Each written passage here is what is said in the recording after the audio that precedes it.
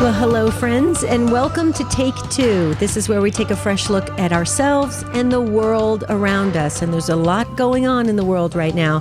So please, will you stay with us this entire hour? We think you may learn something, you may feel encouraged, and we want you because you're part of the Take Two family.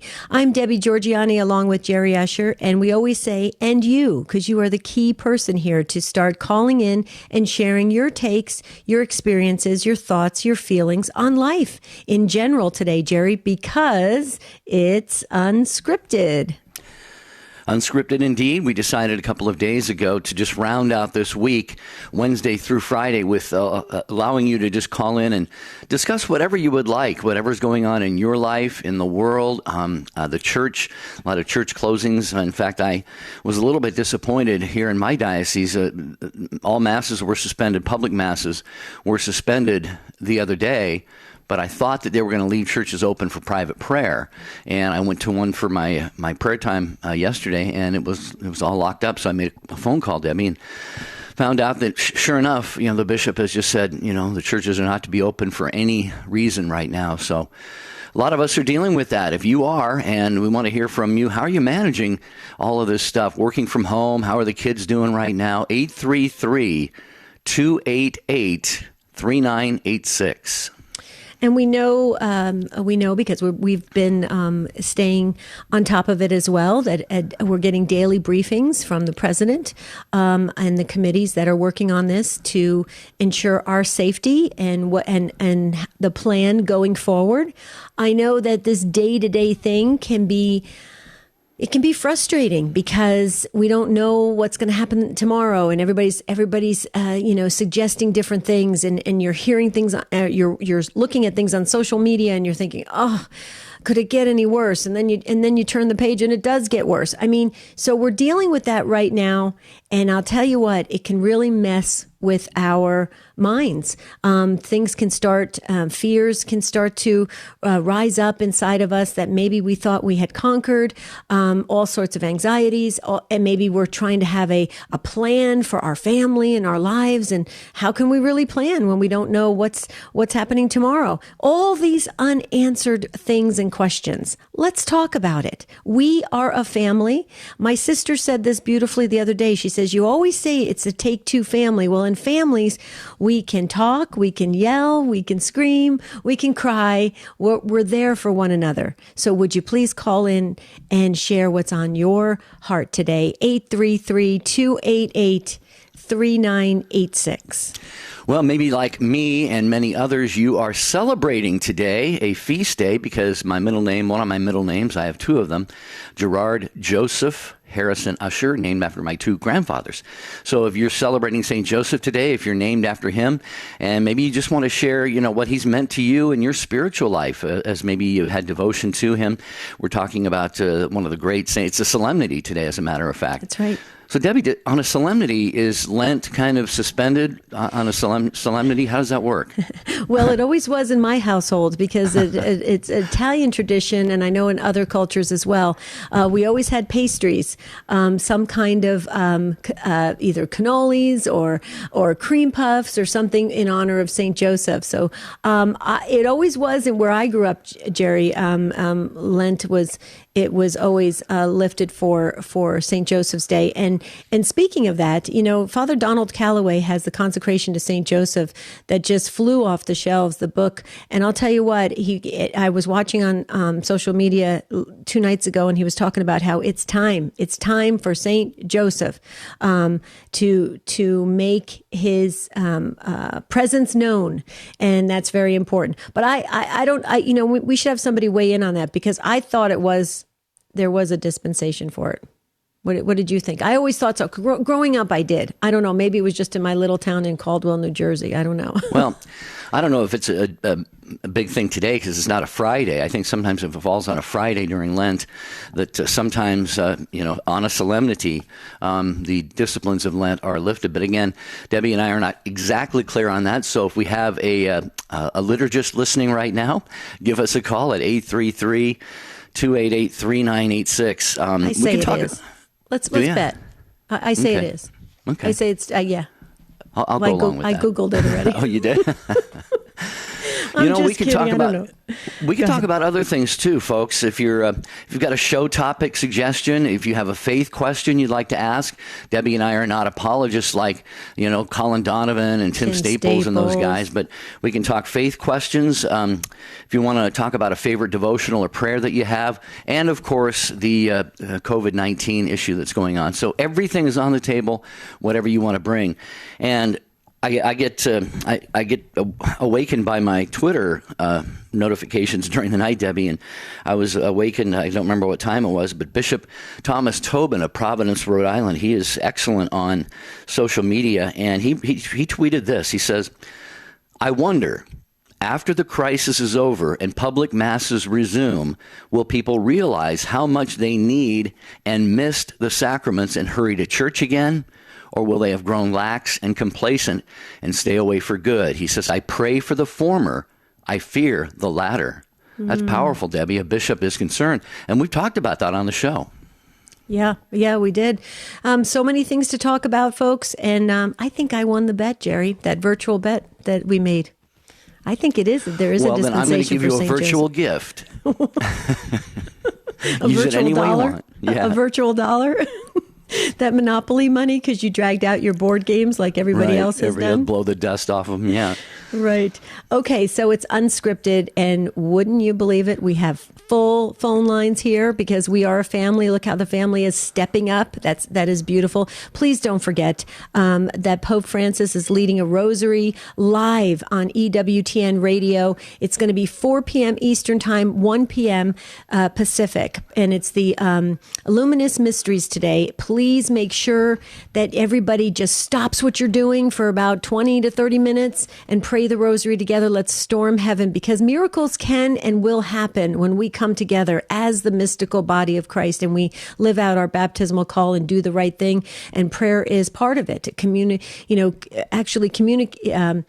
that conversation with God. I always say that because people go, "Well, I'm praying, but I'm not hearing anything back." It is a conversation. You just have to listen. Okay, unscripted it is, and take two with Jerry and Debbie. Right, Jerry? That is correct. 833-288-3986. When a line gets freed up, you can have your shot at that on Take Two with Jerry and Debbie. Anything that's on your mind or in your heart today, it's unscripted. Yesterday, today, and tomorrow, just for you. Father John Riccardo. God reveals himself by repeatedly breaking into people's lives. He says to Abraham, "I'm going to make your descendants as numerous as the stars in the sky and the sand on the shore. I want to make a covenant with you. I'm going to enter into a relationship with you. I call you into friendship. I want you to know me."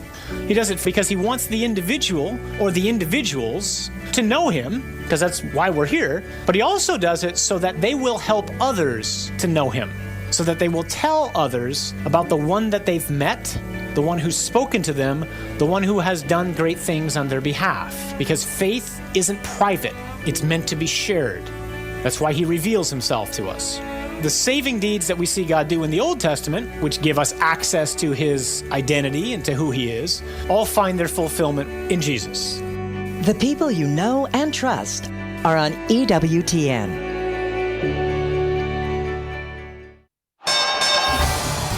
Did you ever take a Lenten journey with Mother Mary?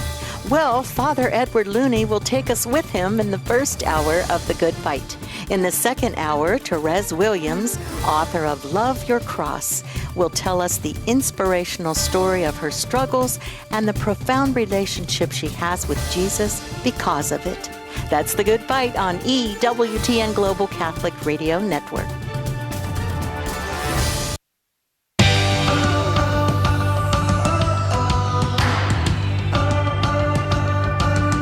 Okay, a lot of you have something to say today, and that's just beautiful because it's unscripted. Debbie and I take a couple of days off here, and we just sensed the other day that you had a lot of things you wanted to talk about. So we're having these 3 unscripted days in a row, and you're obviously responding.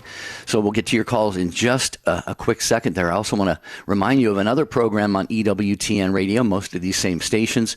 Saturday afternoons at 4:30, that's Eastern Time.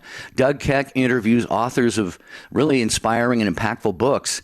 And he is going to be, this week, his guest is Father Donald Calloway. And he's going to be talking about the consecration to St. Joseph. Joseph. Debbie and I think you do, Debbie. I've got a copy of that book, Father Donald Calloway's book, and I can't wait to dive into that and get that consecration going to St. Joseph. Okay, so everybody's texting in saying that yes, and it is to San Giuseppe, St. Joseph's Day. The traditional Italian pastries is zeppola and stuff like that. We used to call it that. Remember, we have the Sicilian dialect, folks. So you don't have to. I do know authentic Italian a little bit, but in Sicily, they chop everything, Jerry. So they kind of, it's an interesting form of the Italian language. Anyway, so yes, have your pastries going for St. Joseph's Day. If indeed, check with your priest. I mean, maybe you could contact, maybe the parish is still, there's someone there at the parish you can contact to see if you can, lift it for today. I think it would be very beneficial to honor St. Joseph today in just the appropriate ways, Jerry, especially during what we're living in right now. Yeah, indeed. Great idea. I might have to whip up some pastries myself this afternoon. But if I don't have the ingredients, then I got to go wait outside a grocery store till they let me in. Do you have any sweets in the house? Just, dedicate that to St. Joseph. There you go. Okay, to your calls. Let's see. Theresa is first in Garland, Texas, listening on Guadalupe Radio on Alexa. Hi, Theresa. Welcome to Take Two. Hey, guys. How are you? Hi, Hanging Theresa. in there. How about you, Theresa? I'm doing fine. What I'm about to say is pretty much for families that have children at home and they kind of need a balance to their day. And it can even be for older kids if they're willing to cooperate. But when I was in nursing school, I learned about the bio, psycho, social, spiritual man, those 4 aspects that each one of us has. And also to think about a chair that has 4 legs, okay? So during the summers, when my kids were off for long periods of time, I would have them draw their summer chair, and each leg was labeled. One of them was labeled bio or physical. The next leg was labeled social. Another leg was labeled spiritual. And then the 4th leg was labeled psychological or educational. Does that make sense? Please ask questions if you don't get it. Sure. Well, it makes sense to us, Theresa, because we actually use a balance wheel for life coaching. So we're right. We're following you. Okay. Yeah. So taking, for instance, the social, make sure that you reach out to somebody every day, even if it's just a text. The next leg is bio, as in biology, or physical. Make sure you get physical activity every day. The 3rd leg is spiritual. Make sure that you pray or do some type of spiritual reading every day. And then the 4th one is psychological, and that could be do something educational, such as read a book, put a puzzle together, do some artwork, play a musical instrument, or do something like that. That way your day kind of focuses on each one of those aspects of the human being. I don't know, I just thought that might help some people out there that are having a hard time organizing their day and that aren't used to staying home. Right. Great stuff, Theresa. Thank you for sharing that with us. And I'm just thinking it's been a long time since I was in school, but I know still today students get various different disciplines throughout the day. They get recess, they get to eat, they're having that social time, the education. So they're doing all of this at school. So I think it's a great idea that you have there. And I know a lot of moms and dads are probably making a note of it right now to have their kids do something like this, Debbie, because they're being lifted out of that normal multi-discipline environment and having to stay at home right now, which is, probably makes a lot of them happy, I would guess, because they don't have to go to school. But they're doing school in home, hopefully. Right. But you know what, too? You really have to you have to get creative like you're doing, Theresa. And I think to give them those wonderful exercises just to create an awareness in children or teens, I think is really important because would you feel this way, Theresa? Because you said you have a nursing background. I think while we are all going through this, we can get a little bit kind of comatose, if you will, like numb to it, and just That's kind right. Yeah, we're just like on autopilot. I see it when I call friends and they have like, I said, how are you doing? They go, fine. And then that's it. They have nothing else to say. And I'm like, wait a minute, something's not right. And so I think these exercises are really helpful for just the continued development. Speak on that, Theresa. I'm so glad to help out whoever thinks that this is, good stuff. So thank you for allowing me to share it. Oh, you're very welcome. Thank you for listening, Theresa. We appreciate that. And we hope that you'll call again. And we are grateful for Guadalupe Radio Network and all of the stations and networks that carry Take Two with Jerry and Debbie, without which Debbie and I could come on. We could just hook up by phone every morning at 9 o'clock Pacific and just talk for an hour to each other. Which we do. Well, thanks, you guys. Thanks, bless, Theresa. Stay safe, Bye. okay? God bless you, too. Have a great day. Thank Thank you. you. Too. Bye. Thank you. Speaking of that, Jerry, please, folks, if you can go to Jerry and Debbie Facebook page and like the Facebook page, Jerry and Debbie, we're going to be doing some short videos on a regular basis throughout this whole entire pandemic. So please like Jerry and Debbie Facebook page. I think it could just be just another chance to connect. That's what we're trying to do. Everybody's been emailing us and texting us, and they're just wanting to keep that going, that connection. And so we want that as well. Okay, we are going to go to your phone calls and stay with them. Kara is in Stowe, Massachusetts, listening on the Station of the Cross. Hi, Kara. You're next on Take Two. Hi there. Hey, guys. It's great to talk to you. Likewise. Hi, Kara. Hi. So I actually was in the queue with you guys last week when you were talking about grudges. And Ooh, okay, I was good. the last one, and I wasn't able to get on the show. So I figured it's a free-for-all. I'd call today. Good for you. Good for you. So what's up? So the thing we did at Vacation Bible School when we were talking about the importance of forgiveness and how bad it was to hold a grudge. What we would do with the kids, what we did that day was we had them have a little pebble, and they were either to put it in their shoe for the morning or hold it in their hand for the morning and try to go about their day at Bible school, doing all the different activities we had. You know, we had a craft, we had a Bible story, there were outdoor games, there was music, all different kinds of activities. And to try to be able to participate fully in the day while still holding on to this rock or having this rock in your shoe. And the purpose was to illustrate that if you're holding on to a grudge, if you're focused on that, you really can't live your life the way you're meant to. You can't participate fully in the things that you need to because you're too busy with the grudge. Of course, if it's in your shoe, you can't run around and play during outdoor games, or if it's in your hand even because you couldn't catch the ball or something, whatever the game entailed. But even like I did the Bible story, and even if it was in a child's hand in the Bible story, instead of concentrating on the story, they would open up their hand, turn the rock over and over, be absorbed in the rock instead of in the story. And at the end of the day, for them to realize how much they missed because of that grudge. And I feel like now with all our churches being closed and the sacraments being suspended right now, that there's even a more important reason for us all to focus on forgiveness.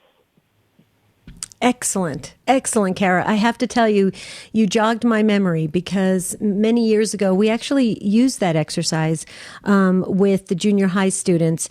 It's a fabulous exercise to get you to the realization of what you're carrying. And we actually morphed it into, you could do that with sin as well. You know, if there's certain things for the older, the teens and stuff, there's ways you can change that exercise up to really accomplish some other great awareness things. And I tell you what, it works, and even small kids can grasp it. And you said you did it in Vacation Bible School.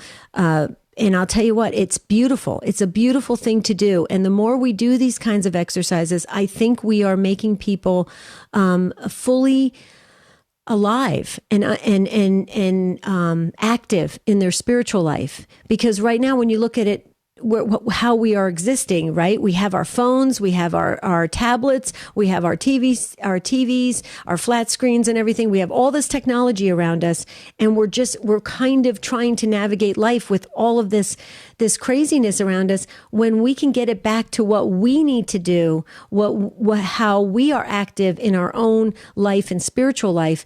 I think it makes people come alive. Speak on that, Kara. I'd like to hear a little bit more about that. I love that exercise, though. I mean, it could be really, like you say, anything that we're concentrating on, that pebble in our shoe, that stone in our hand. It could be, the addiction to the phone or to a video game, or, whatever it is that takes us away from what we're truly called to be. And even when you mentioned sin, I thought of that. And I think of people, and sometimes myself included, you feel like, oh, I have that terrible sin, and I can't go to confession because it's too embarrassing to say. And so we carry that around with us, like that rock in our hand or that pebble in our shoe. And we don't realize that there's such fullness to our lives when we let those things go. Yeah, absolutely, Kara. And I'm thinking of, as you're talking about this, both of you, I know over the years of the church's history, many, many saints would do things like this, a little pebble in their shoe, or wear a hair cloth, shirt or something like that, just as a reminder of their mortality and their, finiteness and so forth, and also to help them better overcome some of the sins that plague them. So I think this has a very broad application, and I think it's even more important to let go of grudges than to let that pebble out of your hand, because the grudges eat us up inside. And so I think this is fantastic to give the kids this notion that, if you're holding on to something inside, let it go, because it's not hurting anybody else. It's just hurting you. So I think it's great stuff. Yeah, absolutely. Kara, thank you so much what you're doing, helping to form in the faith young minds. Thank you so much for that ministry work you do. Thank you. Absolutely. All right, God bless you, Kara. Let's see, we're going to go to Dutch next in Seattle, Washington, listening on Sirius XM 130. Hi, Dutch. That's my city of birth, and I hope you're having a blessed day, Dutch. Welcome to Take Two. How you doing, Chair? This is a report from what it's like down here on the front lines.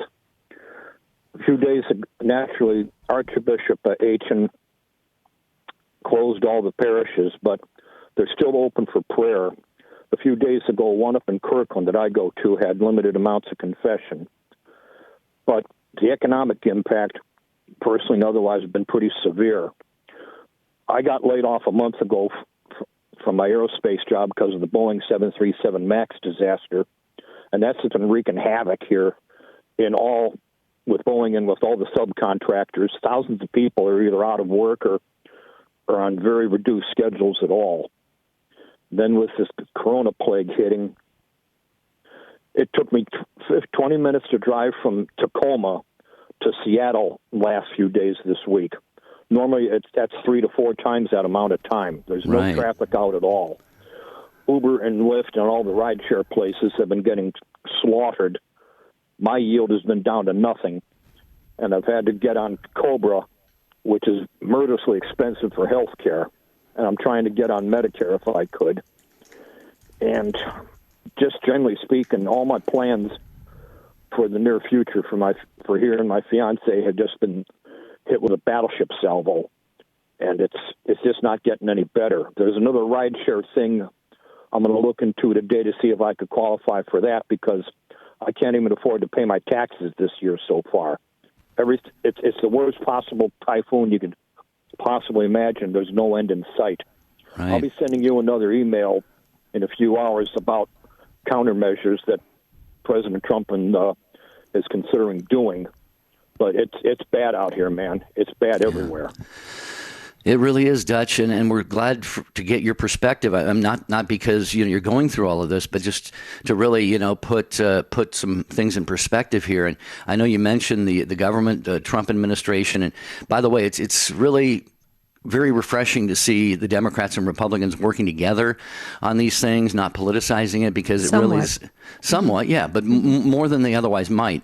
Right. But Dutch, I hope and pray that these things that are being proposed by the government will help you and will help other people in a situation like you, because all I can see, we may or not may we're gonna get past this virus situation, Debbie. But I'm just afraid of that many people's lives are going to look like bombed out homes, after a great battle, to use some of the analogies Dutch is using. So our prayers are with you, Dutch, and so many others. Debbie, what do you think? Oh, I was just going to say, Dutch, we could hear it in your voice. I mean, this is really weighing on you, and I just want to say you're strong. Okay, keep the faith. You just got to hang in there like the rest of us. No, there is some comfort, I would think, on some level of just knowing that we're all kind of in that same feeling, and so we just have to hang on. And Dutch, we'll be expecting that email. Thank you so much, and please know that our prayers are with you, and in your area especially, because it was hit very, very hard. Thank you, Dutch. This is Take Two with Jerry and Debbie. Unscripted it is. That means you come to the table with anything on your mind or your heart you want to talk about. We'll be right back. Theresa Tomeo. It's our goal to help each and every listener take this beautiful faith of ours out into the public square with great ideas on making a difference through engaging the culture. The leading Catholic voices are on EWTN Radio.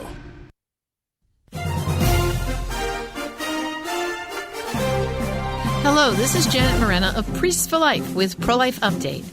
On March 19th, the Church celebrates the feast of her patron, St. Joseph. Though not the biological father of Jesus, who was born of a virgin, Joseph was his protector and the faithful husband of Mary. Joseph is a model for all fathers today. Essential to fatherhood is the protection of one's children. One of the main reasons for abortion is that the mother does not experience the supportive, faithful encouragement of the baby's father. Often, the only choice in the matter is the abortion that the father forces on the mother. At other times, fathers try to stop the abortion, but the law excludes them from the final decision about the abortion. Men do suffer grief after the abortion of their child. Healing programs are available for these fathers. Contact priestforlife.org for more information. This is Janet Morena on the EWTN, Global Catholic Radio Network. We need EWTN Radio for the reason that Mother Angelica founded this entire enterprise. She always saw this as a spiritual growth network. It was to be an enterprise in media that reached people in all aspects of their life. She saw this as a holistic approach to reaching the whole person in the middle of the world and bringing them truth and life. Raymond Arroyo thinks Catholic radio is important. So should you. Hi, this is Dr. David Anders. Are you curious about the Catholic faith and need answers? Call to Communion is the show for you. Today at 2 p.m. Eastern. Now back to Take Two with Jerry and Debbie.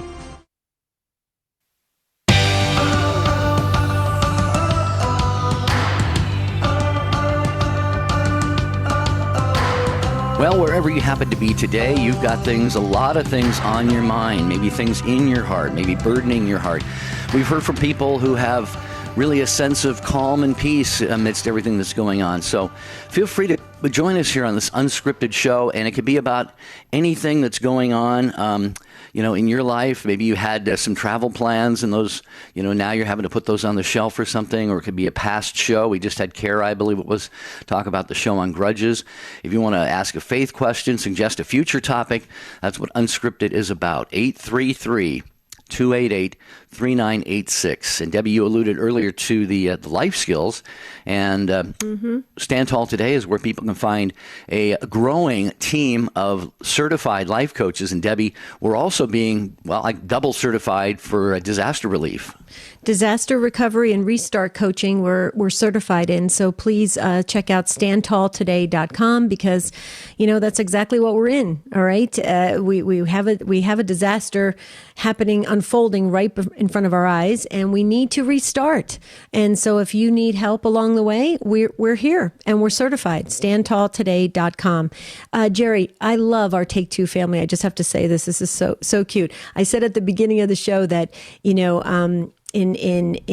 mainland Italians, okay, and then there's the island of Sicily, right? I made the comment that in Sicilian dialect we chopped the Italian language, we cut it short, and one of our fine listeners just texted in and said, "Is that why it sounds like you stopped short with the beautiful Italian language?" And I said, "Yes, that's a Sicilian dialect." See, people don't know that. I didn't know if you knew that either. Did you know that? I did not know that. No. We do everything very quick in Sicily.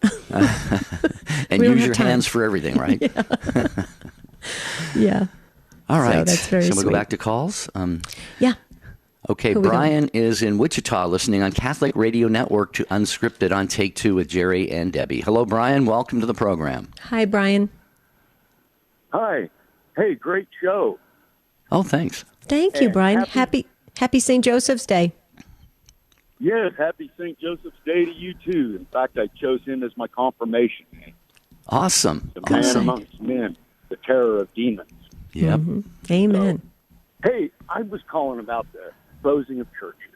And I just want to say, in my opinion, I think it's wrong. I don't think you should close the field hospitals of the supernatural when things get tough.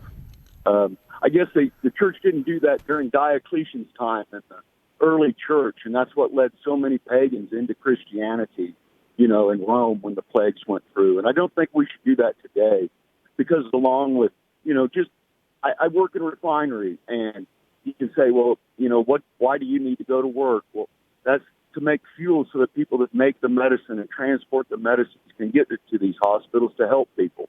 So I think closing down is the wrong way to go about this. I think we need to, take precautions, but I don't know that we need to go into a shutdown. Any thoughts? Debbie, if you want to, I have a quick thought. Oh, no, you take a stab at it first.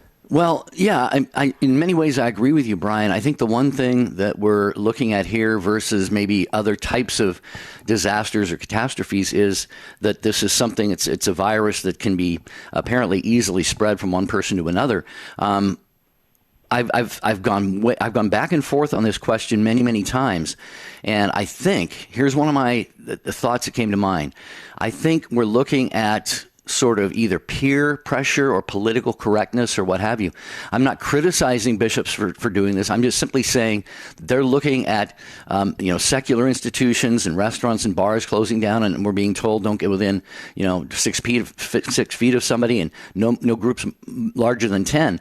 I think, Debbie, they're taking a precautionary approach to this because who would want to be the bishop who left your churches open and all of a sudden you had 5,000 cases within a couple of weeks. So there's a lot of pressure to do this. I'm saddened by it, just like everybody else. What do you think, Debbie? Yeah, well, I go back and forth on it too, Brian. And when I first saw the reports coming out of Poland that they were actually going to increase masses so that they could have people spread out in the churches, I was so thrilled about that, and I thought maybe that could happen here in the United States. But then I saw a beautiful message by my bishop here in Phoenix, Bishop Thomas Olmsted, and he's so pastoral, and he reiterated to all of us how much that the church is there to protect us and help us spiritually and physically, to take care of us. And so they want to do the right thing. And exactly what Jerry said, they don't want to open it up to where it could be a whole church got infected. And now that pastor and also that bishop of that diocese is saying, see, if we had just shut it down for a couple weeks. And I think the other problem too, Brian, is all the unknowns. I mean, I'm a little bit of a news junkie, I'll admit. And there's so many unknowns. I mean, 1 minute they're reporting one thing, and 2 hours later, there's a whole different report. And I'm thinking, something's wrong with this. I keep calling my sister going, something doesn't add up. I mean, it's really bizarre. So I could just imagine what our bishops, who are the shepherds of a very huge flock. I mean, my bishop has 1.2 million Catholics that he's in charge of. And so it's really a tough position to be in. What do you think, Brian? I understand what you're saying. And I guess I look at it like, our church should be more concentrated on the supernatural instead of the temporal. And I think there's a lot of need for that out there right now. I think it just with credibility of the church and what we teach and what we believe. I mean, I think there should be recommendations for people that are feeling sick or whatnot. They have a dispensation not to go. But I don't know is that it's right to shut down the church when grocery stores and, in fact, hospitals of the temporal world do not shut down. Right. Yeah, and I think... Go ahead, Brian. Oh, it just, to me, and I know that people probably thought, and I know they probably didn't know as much about disease transmission, but they did know not to be around sick people, even in the early centuries of the church. And that's when the pagan leaders kind of fled Rome, and yet it was the Christians that stayed and ministered to them. And yes, they got sick with the plague and died also. But that's the proof in the pudding, I guess, so to speak, that you actually believe that Jesus came to save you and that you have a place in heaven with him. Yeah, Brian, what I was going to add is Debbie and I have talked about this. You know, we're seeing a lot of creativity on the part of certain priests right now, where they're, going out, into an open area like a parking lot or something, having people stay in their cars a certain distance away and pull up, and he's got these road cones. You can't go closer to me than these road cones, and they're hearing confessions. Now, I have some concerns about that. If you're kind of, trying to communicate a confession to somebody 6 feet away, it's going to be, you can't whisper it, so, but, and in my diocese too, I was surprised again. I mentioned this early in the show. Public masses were suspended, but I was hoping that churches would stay open for private prayer. And not only is that not the case, but even confessions are forbidden unless it's an end-of-life situation. So we're talking here about the spiritual well-being of 1 billion people in the world. So, Brian, we're not disputing or countering anything that you're saying. It's simply not an easy question to try and unpack. Right. And may I say something else too, Brian, before we have your final comments? If you're asking me, Debbie Georgiani, personally, if I think we should rely on the supernatural more than the temporal, absolutely. That's me personally, 100%. Okay, I believe that with all of my being, all of my heart and soul. Okay, but, Brian, I am also obedient to my bishop and my diocese. And so it's this, you have to kind of take this all in at this time, especially how it's unfolding. What do you think of that, Brian? But I really appreciate y'all's comments. I really do. And God bless you both. I just hope that people will not do what you were saying, what Bishop Tobin was saying, to leave the faith because the hospital was closed when I needed it the most. Right. And I hope it does increase their faith, and like he was talking in his first option. And I pray for that. Right. Okay, but Brian, real quickly, I just want to say something real fast. We have to, Jerry always says reframe things, look at things differently. I agree with this in this case. I spent 25 years in religious education. My graduate degree is in adolescent spirituality. Okay, there's a lot of homes right now that are isolated. Okay, the family is isolated in this home, right? And there's a lot of homes where one is a practicing Catholic, the rest are not. And if that one practicing Catholic is now streaming Mass into their home, praying the Rosary with Pope Francis at 4 p.m. Eastern Time, 1 p.m.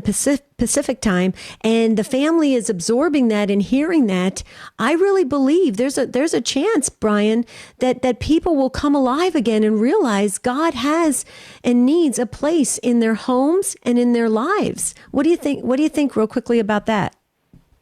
That's an interesting perspective. That's something I hadn't thought of, and thank you. I'll contemplate that some. I guess it's just the lack of the Eucharist that I think is going to hurt us more than anything. Well, it is, and I feel like probably a lot of people feel, and that is, like I said, I knew that public masses were going to be suspended, but I didn't know churches would be closed. And yesterday I went to do my holy hour and, pull on the door, locked, try all the doors, they're all locked. In a certain sense, you can start to feel like my church has locked me out, But again, it goes back to the other things we talked about. And what choice do they have, really?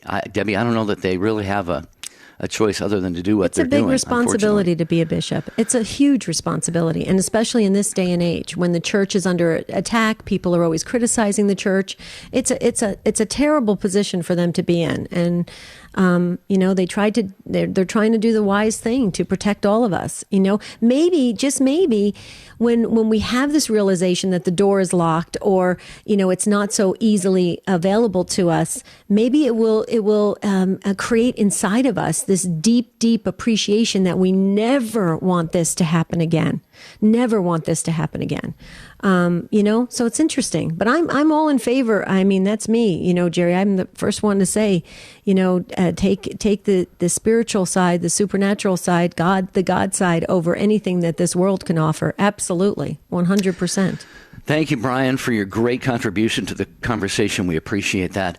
And maybe it's a good time while on this Feast of St. Joseph to encourage anyone and everyone to look up Father Donald Calloway's book on the consecration to St. Joseph. And let's maybe as a Take-Two family all try and make that consecration. I believe it's about a 33-day preparation period. And then the consecration. And also spiritual communions. Debbie, we talk about this. And folks, you can make a spiritual communion. There's a certain prayer that you pray. It says, Jesus, since I cannot now receive you under the sacramental veil, I ask that you come spiritually into my soul. And so maybe it's not the equivalent of the graces you get from the Eucharist, but there's still grace in that. And I think right now, Debbie, I really do. I think we can say, Dear Lord Jesus, I can't get into church to receive you. May I have the graces that I would otherwise receive if I had received your body and blood, soul, and divinity. God is capable of doing that. So why don't we pray that way? Absolutely. Absolutely. I so appreciate Brian's call. I just love his heart and his soul about this. This is beautiful. And, I just pray that more of us come together like this with the same mindset, moving forward into whatever else holds for us. Jerry, we've got a lot of listeners asking, could you please repeat what's happening with Pope Francis? Okay. Pope Francis from Rome is asking the whole world to pray the Rosary, the Luminous Mysteries, today at 1 p.m. Pacific, 4 p.m. Eastern Time, and it will be broadcasted on EWTN radio. And folks, please, I'm begging you from my heart, okay? Please. Right now, EWTN radio and television is a lifeline to so many people. Too many to count. And your local radio stations, all your local radio stations, when you flip on that radio in your car or in your homes, they are trying to maintain and create the necessary funds to keep broadcasting. Please, if you can dig deep, and maybe God has blessed you abundantly and you have an excess right now, please, could you impart it to the work of EWTN and also the work of your local radio stations? Please do that. There's a lot of folks that still have a lot of money. Okay, think about it. And if you can do that, you're helping others that don't have as much. What do you think of that, Jerry? Well, I think now is, every age, every time, anything that we're going through, life is normal, is a time to do that, but especially in a situation like this. And I think, tomorrow, we can do this now, but I think tomorrow especially, I'd love to hear from people who have witnessed or have performed an act of kindness for somebody else. I've heard things about people in drive-ups getting, fast food or coffee or something and saying, hey, I'd like to pay for the person behind me. Somebody paid for somebody's groceries in the grocery store and it brought him to tears. You didn't have to do that. I know I didn't have to. No. Actually, the lady said, yes, I did have to do that, because she saw it as her Christian duty. So love to hear some of those stories today or tomorrow. We have some neighbors of ours that have decided, the whole family has decided that they're not going to get paid anything. They don't want anything. They just put it out on social media. If you're in the area, in the local area where I live, and you need to get to the store and you can't get out of the house for some reason, you have an underlying condition or you're elderly, they will go do anything you need they will do anything that you need. Go to the pharmacy, go to the store, go to the post office, whatever you need. Isn't that beautiful? Yeah, and it's mankind at our best during situations like this. But let's hope that maybe could continue on. When things return, quote unquote, to a little bit of normalcy. Okay, we got as many of you as we can. We're going to get to you on the program. Tomorrow's another Unscripted to end the week, but we'll get to a few more of you here this show. Mark, hang on. We're going to go to MJ and then Mark after that. MJ is in Atlanta, Georgia, watching the video stream on Facebook. Hello, MJ. Welcome to Take Two. Hey there. Thank you so much for taking my call. This is actually my second time reaching out to you guys, and I just love your show. And, of course, happy San Giuseppe. Just really two quick points. To Debbie, really primarily when I was listening to you earlier about the whole dialogue with Sicily and so forth, my father is from Calabria, so we're Calabrese. My sister married a Sicilian. And when my sister and husband, or brother-in-law, got married, I know my father and my brother-in-law, when they were talking with each other, I used to say to my dad, do you understand what Dominic is saying to you? And he says, kind of, somewhat, because the dialect is different. So I'm not quite sure people really realize that the different regions of Italy, it's almost like if you're in the United States, you're from New York or somewhere up northeast, which is where I'm from. You go down south, which is where I'm currently. The dialect is different, meaning the accent is different. That's the best way probably to describe that whole, issue. Yeah, thank you. Thank you. Yeah. So, and then to that man that just was on the phone before me with the whole wanting and the desire to go to the Eucharist, and believe me, I know exactly what he's talking about, because I think most Catholics, when you miss Mass, you feel like you're doing something wrong, even though we've got the dispensation. But when you're not getting the Eucharist, then you really feel like you're empty. But you're not empty. And I would just say to him and anyone else, like you said, this is out of our control, and God knows this, and He knew that this was going to happen, this trial that we're going through. And I think for us, we've already proven to ourselves, so to speak, that God knows what's on our heart, our desire to want Him. And that in and of itself is a blessing. So we have to just say we can change what we can change. What we can't change, we have to be okay. And like you said, have the honor and the respect and the wherewithal to say we're just going to stick with it based on the conditions that we're dealing with, and we're going to still stay faithful with or without Christ, because Christ is with us. Believe me, He's with us. Oh, yeah. Well, you said something so powerful. I want to thank you, MJ. And you were referring to Brian's call. That was the call right before you from Wichita, Kansas.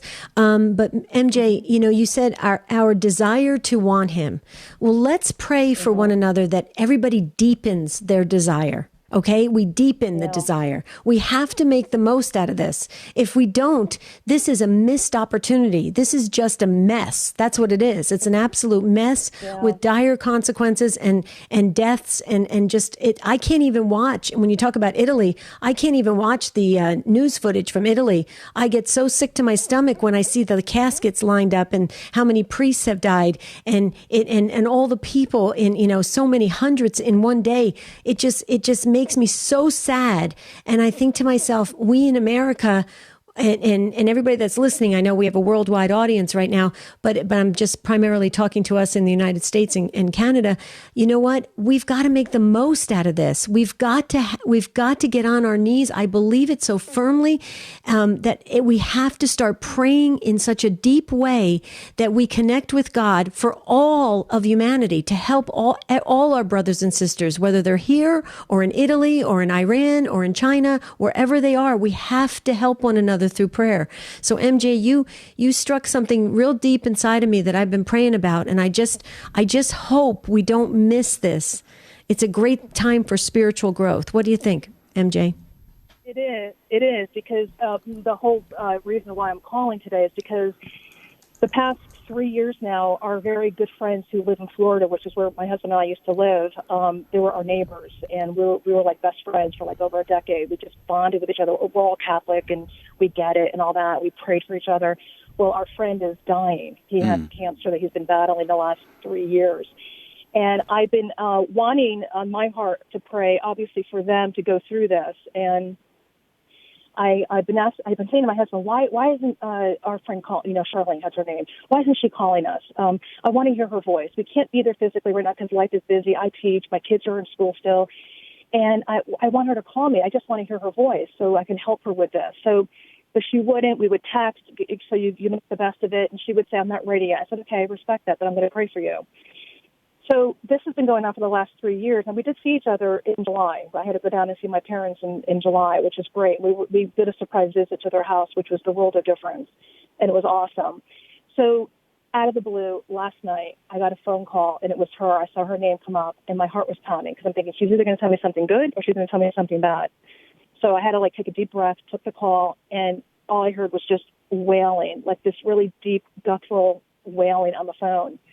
And she basically told me that this is it. He hasn't passed yet, but he went to the hospital because he fell and had an accident. And long story short, it's so far progressed that they're now sending him home with hospice. And, to not be able to be there for what I feel is my sister is extremely difficult.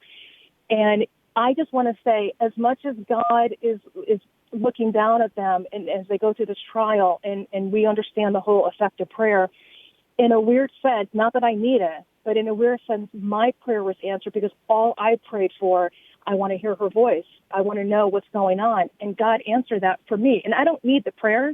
They need the prayer more than I do. But it was nice to see God is working all ends to make this whole thing. We don't understand why this is happening.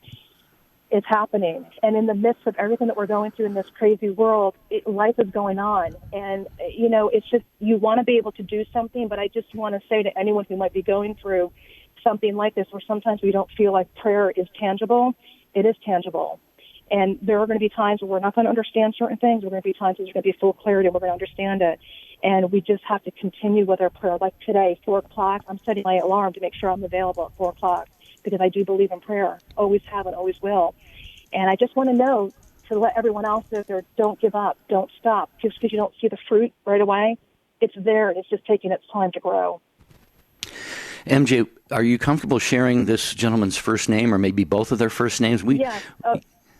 Of course. It's Charlene, and his name, we call him Vance, but his nickname is Vinny. Okay, Charlene and Vinny.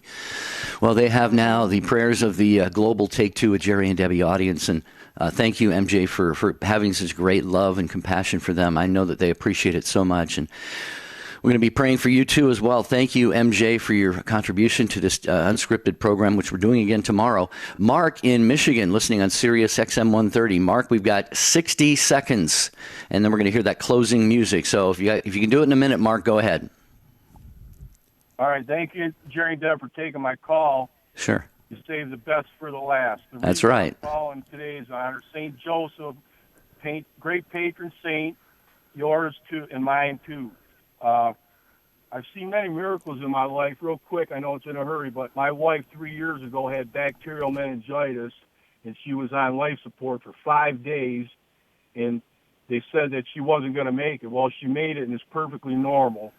I was praying my rosary through the whole time, and I was just, life is nice and great, but at this moment, it's kind of crazy out there, but you can't give up hope and faith. Just keep praying your rosary. Mother Mary soon is crushing Satan's head. That's coming. We could see it, I hope. Yeah, I think you're right, Mark. On. I'm glad you said. Go ahead. I'm lost for words because I last night I woke up at 3 a.m. and wrote this long letter, and I had to take just bits and pieces out of it. So my last words I just want to say is just don't give up hope. Pray the rosary. Pray the divine chaplet. And, by the way, today's my birthday. I'm Mark. 4, and I'm a retired carpenter. Happy birthday, Mark, and thank you for the Mark. Very fervent reminder to pray the rosary and the chaplet of divine mercy. Mark, you'll be in our prayers as well. Remember us and the show team. And, Debbie, we're going to do this one more time this week tomorrow. Absolutely. And please join us on EWTN Radio, 4 p.m. Eastern Time, 1 p.m. Pacific, as we all pray the rosary together as a world. Our Holy Father has asked us to do this. Please set time aside to do it with us, won't you? Yeah, Barb and Joanne and Gloria and the others, if you're able to call back tomorrow, you'll be put to the head of the line by Ryan. So until tomorrow, from all of us, have a beautiful and blessed day. Dr. Ray Guarendi, making your parenting more fit, making your kids have less fits, and making your husband wear clothes